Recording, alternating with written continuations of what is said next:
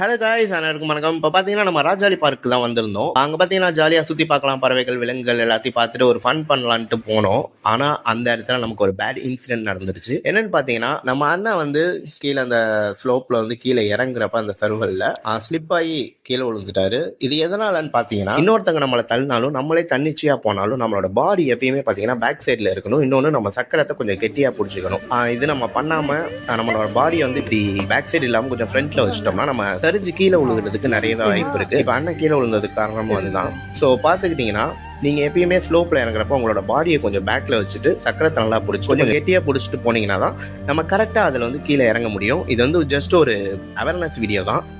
இந்த மாதிரி யாருக்கும் நடந்துடக்கூடாது. எங்களுக்கு நடந்த இந்த பேட் இன்சிடென்ட் மாதிரி யாருக்கும் நடக்கூடாதுன்ற ஒரு விழிப்புணர்வுக்காக தான் இந்த வீடியோ நாங்கள் அப்லோட் பண்ணுறோம். வீல் சேர் பயன்படுத்துகிற நண்பர்கள் அனைவரும் இந்த மாதிரி ஸ்லோப்பில் சர்வரில் இறங்குற உங்கள் பாடியை பேக் சைடு வச்சுட்டு சக்கரத்தை கெட்டியாக பிடிச்சிட்டு கீழே இறங்குனீங்கன்னா இந்த மாதிரி அசம்பாவிதம் நடக்காமல்